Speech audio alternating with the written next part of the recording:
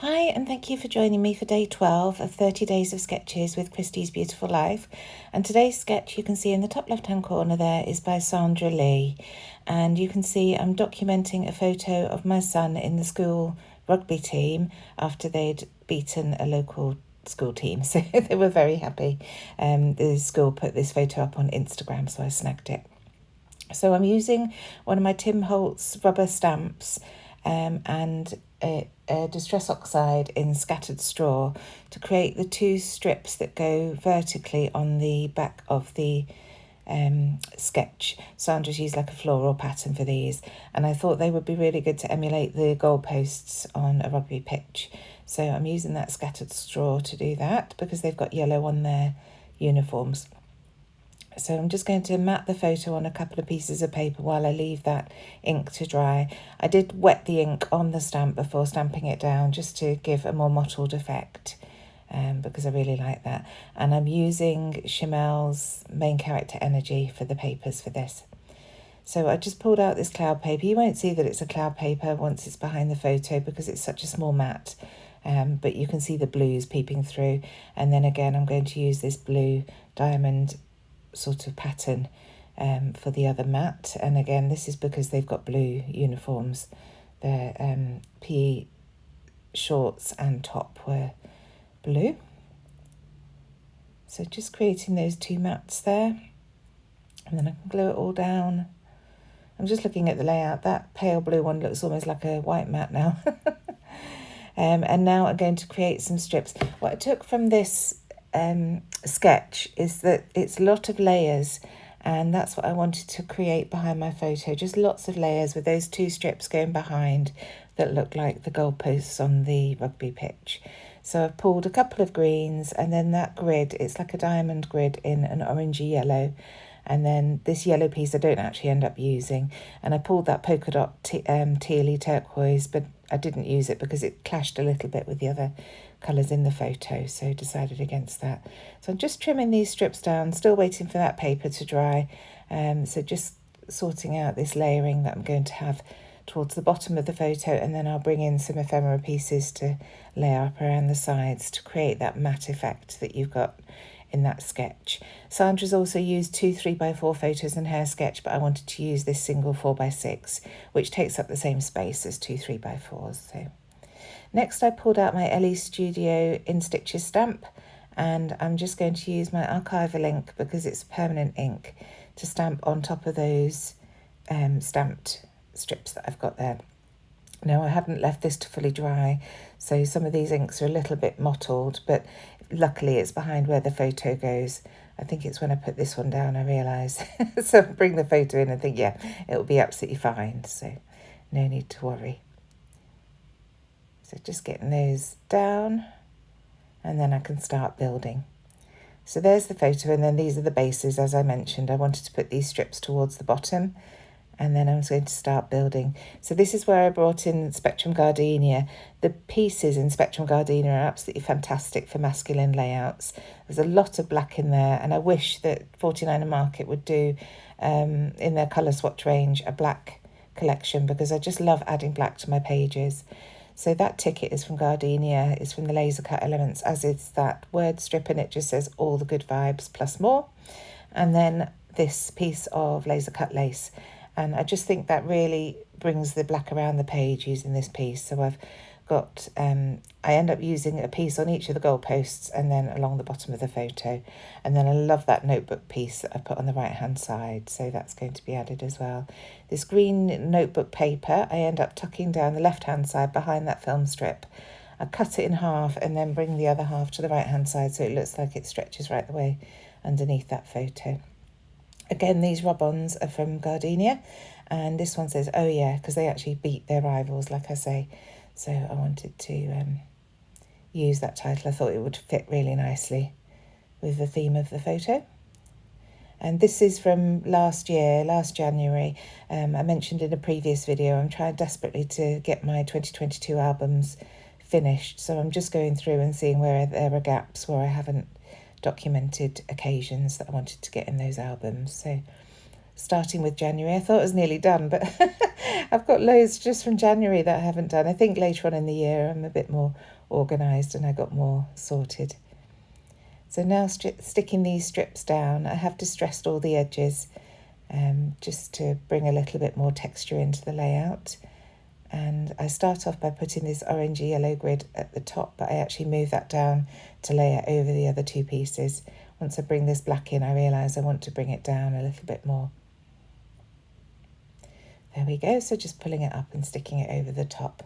And then I can add that lace on top of that, and I really love that layered look, all the different layers. And those frames that I've got on the right-hand side of the picture are the pieces that hold the film strips together. So don't ever throw those away from the 49er Market acetate packs. They're brilliant to add as frames, even though they look like they're just holding pieces. You can certainly use those on your layouts too. So this is where I cut that piece of lace in half and use half on the left and then half on the right. And I love those pieces just sticking out, and that's a nod to those two vertical strips in the sketch. So just starting to layer all this up now, I realise that I really need to start sticking things down. And I trim off this edge of the film strip because I'm tucking it behind anyway. I'm sure I can use that on another layout in the future, so don't want to waste it. So just checking the positioning of everything before I get it stuck down. And then just using my wet glue to adhere it to the page. Being careful not to get too much on that film strip because I don't want it to show through the little holes. They aren't holes, they are solid, but they're clear. So, and again, some nice layering going on there. Just making sure that that's stuck down. And this is where I decide to cut this notebook piece in half and use the other half on the right hand side of the page, and it works really well. It does look like one continual piece. So just checking that it's level with the other piece. Now bringing those bits back that I was talking about that are just the pieces that hold the frames together, the film strips. So again, just being careful where I add the glue. I'll get this stuck on all the different layers. It gets stuck. But there we go. So just adding the glue where it sits behind the photo so you can't see that. And the same with that vertical piece.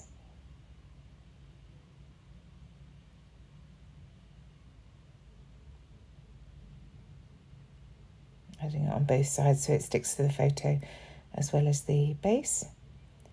And then that notebook piece that I pulled out. I love these pieces. They're one of my favourites in the collection. Those and the film strips, I think, are the two pieces that I reach for all the time. So I want to carry on layering up, so I pull out this bread tag, and it's just going to be used as a little element at the top there. And then I pull out some more rub-ons. So first of all, this striped piece, and then I noticed the wood grain, which was a piece from the paper pad, the tear off strips at the top, like the branding strip, and it's a wood grain, so I decided to tuck that in, those layers at the bottom of the photo. So now rubbing on that rub-on. I do go a little bit everywhere here because I spot things on my desk. So I start with the rub-on, then I see that piece of paper, so stick that down and then go back to the rub-on. So just pulling the backing sheet off that. And then back to my stitching stamps, and here I go all over the place again. So I lay that down because I think I'm going to add that underneath the oh yeah. But then I spot my foam stickers from Simple Stories and find this piece that says Embrace the Moment and think that will work really nicely under the title. So just add that. And then I spot these, what are they from? Pink Fresh Studio, Simply the Best stickers. And there's one, a navy one that says Game On, and then a grey one that says High Five. So I end up adding those to the layout, and then I come back to the stamp. So this stamp hasn't been used before. I hadn't realised that I hadn't used it before. So the first image isn't very crisp. You'll see it there. So I just solved that by adding loads of different layers. I think I stamp it 4 or 5 times, and it's got varying depths of inkiness, if you like. So that works really nicely, actually. It works nicely with all the splatters from that rub-on and the industrial feel.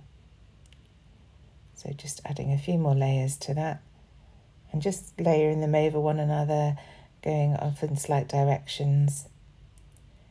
And now cutting out one of the definitions, and this definition is together.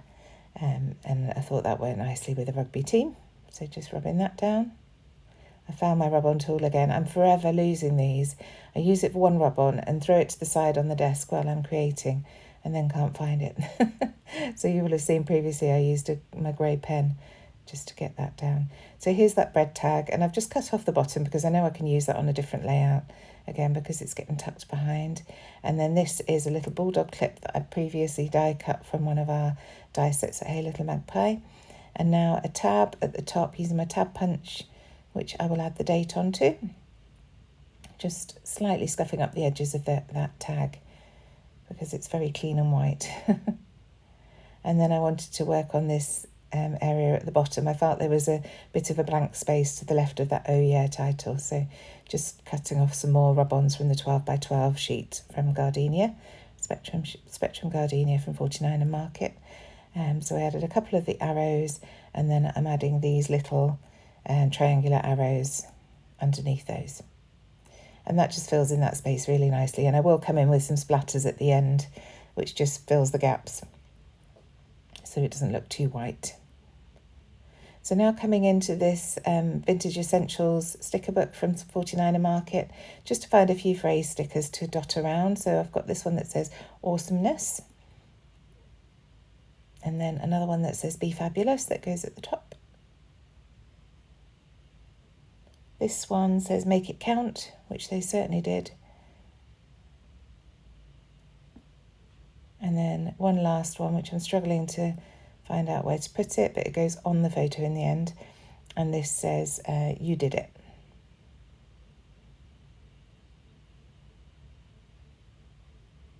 So now I'm going to add some green twine to that bread tag and just let it trail down the side of the page. I just tuck it under that film strip and managed to pull the glue off.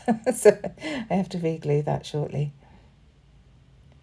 Just fiddling a bit with that to make sure I'm happy with the positioning. And then here I am just adding a dot of glue again under that film strip.